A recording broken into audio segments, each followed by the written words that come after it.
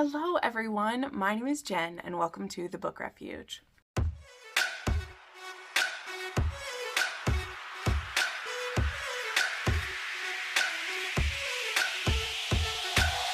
Hi friends, I am so happy to be bringing you the first wrap up of 2024. That's just crazy. I had a really great month. I can't wait to recap it for you. If this is the very first recap you're watching for like my monthly stats and everything, what I do in this video is I go over my reading stats, like the subgenres I read, the pages I read, like stuff like that. And then I share with you my top 5 books of the month. And new this year, I think I am going to share one of my least favorite books. Now, I don't normally like to rant about anything, so I'll keep my discussion short, but I've seen some of my other friends do this too, and I kind of like it. I don't usually have it, and if I end up not having one that I really dislike, we won't do it, but this year we will. But I will share 5 books that I loved, ones that I really recommend and want you to read, and then I'll share 1 or 2 that I didn't like. I mean, I'll probably start with the ones I didn't like and then go to the ones I liked. But yeah, so if you want to know more about every book that I've read, because I do review and talk about every book that I've read, I have this little playlist right up here that is all of my weekly wrap-ups. So every Sunday I put out a video with all the books that I read that week, which is usually 10 to 15 books, depending on how much I'm able to get through that week. So this one is just going to be a recap and my favorites if you just want to know the ones that I love the most. But if you want to know my thoughts on all 47 books I read, because that's how many we're going to talk about, you can check out that playlist, okay? Also, just so you know, I make new content 3 to 4 times a week, including bonus content on my Patreon. I do oddly specific, kinky, and then general trope recommendations. I have lots of playlists for whatever you're looking for, from the super spicy to the warm and fuzzy. So that's just my little promo for myself. If this is the first time you found my channel, definitely stick around if you want just oodles of recommendations. I have almost 400 recommendations to share, so definitely 400 videos, so check that out. All right, that's enough of an intro. Let's get into the goods. Let's get into the goods because boy, it was a great month to start out the year with. So this year, I'm looking down at my notes, by the way, don't mind me. I read 47 books, and this was 17,294 pages, which that's never to like get all crazy about. It's just I like tracking. And one of the things that's new to me this year that I'm doing just for fun, I'll share this, is in my reading journal, I decided to track how many pages a day I'm reading. Something I used to do is always share what my average pages per day was as well. But I decided this year that I wanted to do this cool little graphic. So I made this graphic that's pages per day. So each morning I count up how many pages I read the day before and then I fill it in. So I thought that was really cool. I have the most that are pink days, which pink is me reading 500 to 600 pages in a day. So that's kind of cool. There are some red mixed in with the pink. That was unfortunate that they're so close together, but that's something new that I did. I thought was fun. So I can kind of visually see what my average page reads per day are, and it's more fun. So yeah. I read 17,000 plus pages here, which is cool. So, sorry, now I got to get back to my page. The formats that I read these in is that I read 8 arcs. I had 15 ebooks, 12 audiobooks, and 23 physical books, which is a big number for me. But a lot of that is because there was quite a few rereads this month. And I have copies of the books that are rereads, right? The subgenres of these books were I had 12 contemporary, 15 dark. I've not read that many dark romance since like the Mafia romance readathon. That's crazy. 9 historical. I love starting out the year with that many. 4 fan fictions, 3 erotic, 3 paranormal, and 1 fantasy. So I had a really good spread. I like that. That's like the lowest amount of contemporary books I've read in a long time. So that's crazy. The ratings of these books were, I had 2 6 stars, 19 5 stars, 4 4.5 stars, 9 4 stars, 5 3.5 stars, 3 3 stars, 1 2.5, and 1 2, and then 1 DNF. So those 2 6 stars were actually rereads, as well as 3 of the 5 stars, because at the beginning of this month I had to finish my rereads to do that video that I did, which was my favorites of the year. So there weren't any new 6 stars this month. The ones I had were repeats. So, as I had said, let me start with my least favorite book. And as I said, I want to try not to rant about it, but I was like really not a fan of a certain book, and it's actually not out until, well, it should be out the day you're watching this.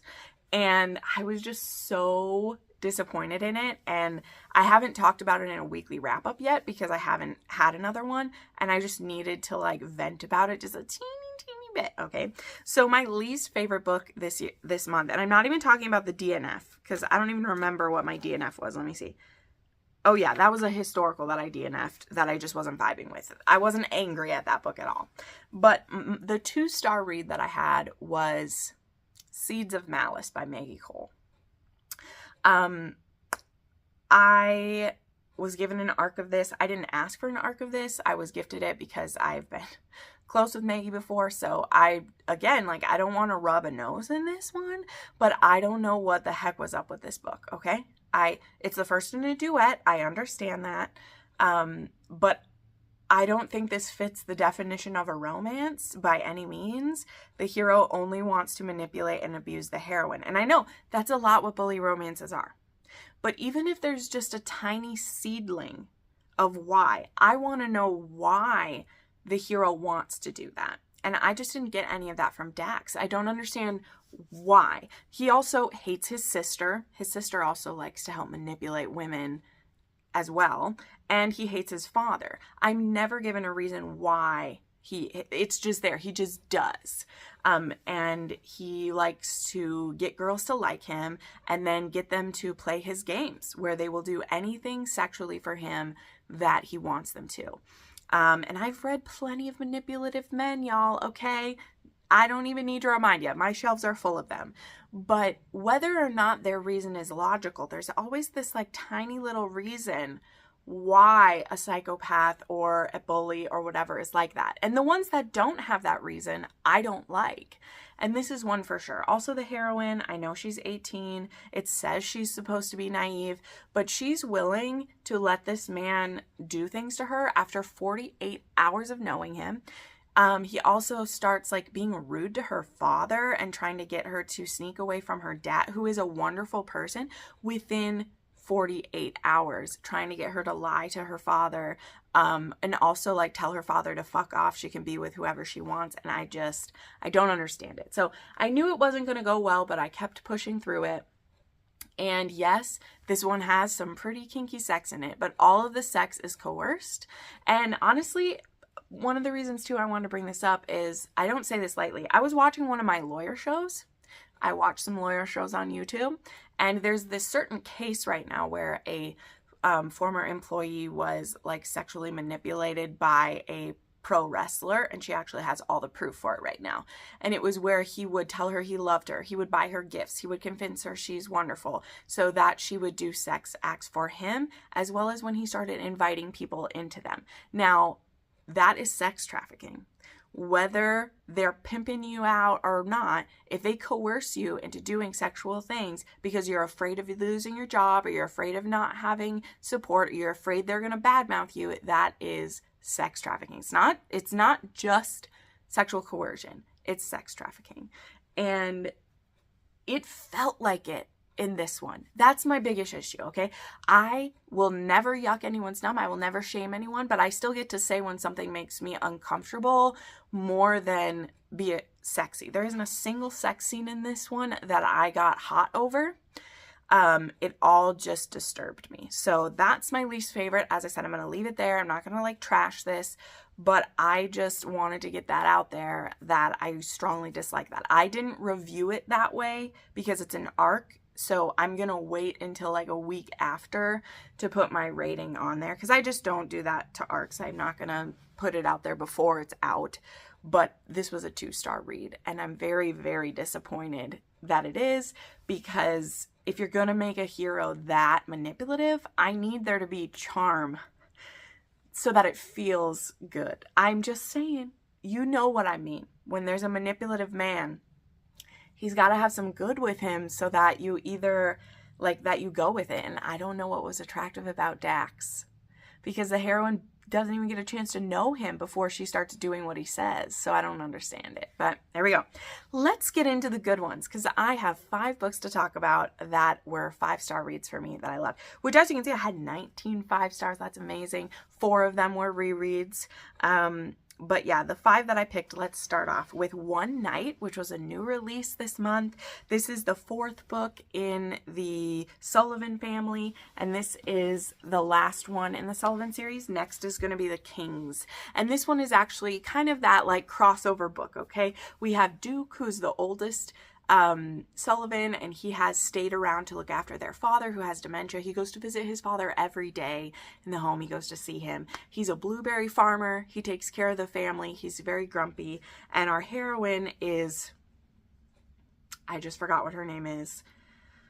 I can't remember what it is. I'm so sorry. I didn't write that name down on this one. But anyway, our heroine works at, I think it's a like bakery or a diner that like, I think it's a bakery that gets blueberries from him. And because they're in rival families, they've never interacted too much. And then there's one day where he has to make the blueberry delivery to her, and they end up swapping numbers so that he can like let her know when the deliveries are happening. And they begin this texting relationship. And so then we skip ahead 9 months, and they have been secret communicators. They become really good friends, and they both are pining for each other, and they know that it can't happen because their families hate each other and just all that. But they end up sneaking away for the day together. They go on this little like canoe trip, and they go out to this island, and they end up having sex, and it's wonderful. But they're like, this is the only little chance we're gonna have. But this book is an accidental pregnancy. So now it's out of their hands. They're going to have to tell everyone. And the Kings and the Sullivans are going to need to decide if they're going to bury the hatchet or if they're going to make these two their life miserable. So I really love this. I loved Duke so much. And there wasn't a 3rd act breakup in this. It was just them, you know, trying to decide like how much control their family's going to have over their relationship. And it was really beautiful to see. I loved how protective Duke was, and how, you know, eventually, like, if his family isn't gonna welcome her and her family the way they deserve, he's like, guys, I'll leave because this is more important to me. This is the one thing I'm taking for myself. I've given up my adulthood to like be the head of the family while our father is ill. I want this. So I absolutely adored that. Of course, the spicy stuff is good. We have some pregnancy sex in here. I don't think this one quite ended up being like a lactation wreck, which I was looking for those this month, but it definitely has some sexy like pregnancy sex, and also some foot rubs when she's pregnant, which is adorable. So there we go. Then we have another one with a pregnant heroine, and this one I've already spoken about quite a few times by this point, but that is 1% of You by Michelle Gross. And this one was recommended because I was looking for lactation wrecks, because I'm hoping to make that video, but I still need some more books that have this. But this one is a young single mom. She has a 3, almost 4-year-old daughter, and she's pregnant again. Her ex-boyfriend just cheated on her, so now it's her and her daughter and her soon-to-be son living on their own. She's in nursing school, so it's tough. Her parents are helping her out. They watch the kids while she's at school, but she's barely making it. Then our hero, Elijah, he lives like across the way from her, and he at first has very like grumpy thoughts about her and the kids. He thinks they're annoying. He thinks she's a welfare mom and like is, you know, living off the government or something. Very bad ideas, but it doesn't last long at all. He ends up stealing a bag of Funyuns from the little girl and starts kind of a back and forth with her. But he quickly makes up for it, and he becomes someone that they can rely on, and eventually becomes the love of Hadley, the mom's life. And he's there when the son is born, and yes, some of their first sexual experiences involve her very heavy pregnant breasts. So I love it. Or her nursing breasts, which was hot. Okay, it was hot. Also, he's a tattoo artist, so there was some really sexy scenes with that as well. So loved this book. It was so heartwarming. It was so tough to see what Hadley was going through, and that the world like just kept knocking her down. There is other man drama, being her ex, but it's really the ex trying to manipulate her through their kids, so just be prepared for some of that. The ex's parents are horrible, but her parents are wonderful, and so are Elijah's parents. So very supportive parents in this. I loved it. So this one is a standalone, so please dive into this. I love it. I have links to the books I'm talking about down below if you want to grab them. Grab them. All right, next there is an upcoming release that I want to recommend. This one will be out on February 13th or 15th. I don't remember. I think it's the 13th. But this is Megan by Rebecca Weatherspoon. Again, I don't know if it's Megan or Megan. I'm going with Megan because like the Megan is what I get. And there's a nickname in here where they call her Meegs, which is weird, but there it is. So Megan has just recently gotten out of a like polyamorous BDSM relationship where she was in it with 4 other people. And 2 of the people have like moved away, and the other 2 are now in relationships, which I believe some of Rebecca's other books are about those ones finding relationships. But they had been in this like poly, like they would fuck together, they had affection and love for each other, and she's still able to play with some of them when she wants to, but she's feeling a little like displaced because also she's a submissive, so like these were her like guides, you know, these were her doms, they looked out for her. Then there is Olin, who is friends with Zenny, who Zenny is connected with Megan. And Olin, he is on the autism spectrum, and he is a billionaire. He's very, very smart. And so he's a catch for the ladies. The ladies are all trying to sink their nails into him. And he is tired of every event that he goes to turning into, you know, bees coming after the honey type of thing, right? So Zenny kind of makes a joke about like, well, you should just hire someone to be your girlfriend. And at first he's like, no, but then he's like, actually, this could be good. And Zenny's like, whoa. Well, I think you need to find someone you can trust though, because even if it's like a professional doing it, there's a risk they could be like bought or whatever. So Zenny offers up her friend Megan, who she is a teacher, and it's the summer now, I believe, or something, but offers her because she could use the money, and she's also just a really sweet person. So they meet up, and right away there's chemistry with them, and he, you know, they agree to do this. He buys her the clothes she needs. So the cute thing about this too is like, number one, she's gonna get paid to do this, but also she is the type of sub who loves to be spoiled. So before there's ever even anything sexy going on, when he's like, well, of course I'm gonna pay for your clothes and your spa stuff and everything too, so you can be dressed like my girlfriend. And she's like, ooh, I love it. So he's already spoiling her. It's already happening. But then he is super attracted to her, and she's attracted to him. And so he straight up says, he's like, could we try dating for real? Because we're just vibing, and like, it's tough for me to get this close with someone easily. And, you know, with his bluntness and with his like quirks that he has, it's very difficult for him. Also, this guy has glasses, and they're super hot, by the way. I love that too. Just throw that in there. And she is interested as well, but she comes right out and tells him that BDSM is very important in my sexual relationship. So either I want you to be okay with us looking into that, or else you need to be okay with me needing to get that somewhere else sometimes. And he's of like, oh, well, tell me more. Like, let me learn more and see if I'm into it. So that's what happens. She shares with him, you know, about what she likes, what she needs, the relationship she's been in before, and him who's never been in that, he just soaks up the information and starts discovering which parts of her kinks he would be into. And you guys know, I love that kind of open communication, and that's something that Rebecca Weatherspoon does in spades. Just so many spades does she do it in. And I love how open she is with Olin, and then how they start experimenting. And so there are, of course, some very hot scenes in here. There is also a scene that involves him having a autism like panic attack. So that is something we see in here. He has like an overstimulation moment, and I really, really loved how the heroine handled that. Like, it really touched me. It was beautiful. There is also a super hot scene that, so he doesn't want to be involved in a scene with others, but he is okay with watching her. So there is a scene of him watching her get fucked by some of her previous partners. It's hot. It's done so well. Those type of scenes are so hard to do. Some of the only ones I've really liked, just being honest, where it didn't feel natural. But there is a scene in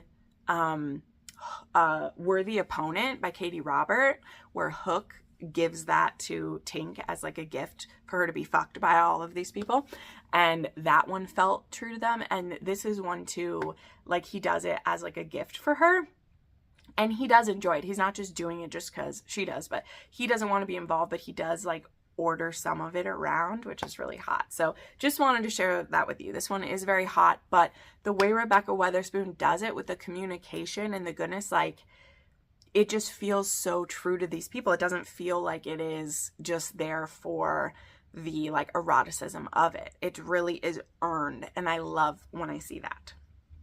So highly recommend that when it comes out. And in the meantime, if you want to read Rafe and Zenny, those are the first 2 books in this series, you can. You don't have to, but those characters do, you see them a bit. Also her Beards and Bondage series, the first hero in that series, the one who like lives up in Alaska and he rescues the woman from her attack, he is one of the people that used to be a part of the poly relationship too, so we see him. So in the meantime, if you want to check those out, you should. All right, then we have Fighting Silence by Allie Martinez. This was picked by one of my patrons for me to read and annotate for her. This is also one that has been recommended by you guys, and it has been in my book rec form, and I actually tried reading it before, but fighter romance just isn't usually my thing. It's not my favorite thing. And so it's not that I hard DNF'd it, but I actually own the ebook of this because I bought it off of recommendation. It has a hero that's going deaf, so I had it recommended for when I do books about like disability and stuff like that. But this one is a beautiful friends to lovers. These two, they're both from the wrong side of the tracks, and they end up meeting when they're 13, and they actually go to school together, but they kind of keep their relationship a secret. And he does it mostly because he doesn't want to taint her with his reputation, but she thinks it's because he's ashamed of her. That's not it. But this story follows them from when they meet at 13 until I think it's almost when they're 23. Like I think it's like a 10-year span that this book covers. But he also has 2 younger brothers, and as time goes on, he ends up becoming the guardian of these brothers. He also has been introduced to On the Ropes, which is a fighting gym, and he begins working at the work program there, and fighting becomes his outlet. It doesn't just become something that he does, you know, for a physical outlet, but it's a way eventually for him to make money and support his brothers. And so fighting to him is important like that. Also, he has a genetic condition, and so does one of his brothers, where they will go deaf eventually. And so that is a part of the story as well, as it's kind of like a fighting clock. But what I really loved about this is that there are a couple really anguished parts where Till is the hero's name. He just doesn't think he's good enough for Eliza, and he really like fights against it, but he never does anything completely unforgivable, right? Like he never like cheats on her to push her away or like does anything horrible. He just needs to get it through his head that she does want him and doesn't care what the other stuff is, you know? And I love his younger brothers, and I believe they get the next 2 books. I think so. I definitely will continue reading about them. I loved this family. This book had found family aspects because even though those 3 are brothers, like she's a part of their family. One of the reasons he's scared to make things sexual with them and go on is that if they were to break up, which he's assuming he's going to mess up, so he's like, I'll chase you away. He doesn't want his brothers to miss out on the relationship with her either. He doesn't want it to be awkward. So that is kind of a hurdle we're fighting for a while in the book. But I just found it so beautiful. I love how there's a lot of sadness and pain in both of their lives, but the relationships built not only between them, but also with their brothers and with the community that gets involved in their lives. This was such a hopeful, beautiful story. So it does move along pretty quickly, as I said, because it covers a long of their lives, but I'm so glad that a patron picked this and forced me to read it. I love when that happens, when it's a good experience, because this was a 5-star read for me, absolutely. And I highly recommend that you give it a try. Yeah, I put it off for so long. I remembered too when I started it again, part of the reason I put it off is that it has a prologue that involves like a drug situation. And at the time I was like, nope, I don't want it. But it literally was only in the prologue to show something. And so when I reread it, I was like, oh, that probably scared me away at the time. But rereading it, it was so not a big deal. But I loved it. Highly recommend. And then the last book that I want to share, I can't really say much about. You probably saw it in the intro. I had it up there because I just finished my vlog for this, but I have to put this on here. I just finished it. This was a 5-star book. Absolutely. I love where Sarah went with this. I loved how it played out. I don't know what else to say not to spoil, but it's out there. I know it'll take people a while to get through. I happily don't have a job outside of reading, so I was able to binge this without stopping, right? Where I know not everybody can. So this was also a 5-star book for me. It just was. It was so fantastic. So there's that, but I can't really review it more than that because I don't want to be that person. So there you go. Those are my stats, my least favorite book, my favorite books. Let me know what your favorite books this month were, if they're ones I need to check out because you just want me to get a hold of them. Again, all the books I talked about are listed down below. Make sure you check out my Patreon or my channel memberships if you'd like to support this channel. And as I said, I do have playlists full of recommendations if you want some more of those. Thanks for watching, and we'll see you next time. Bye.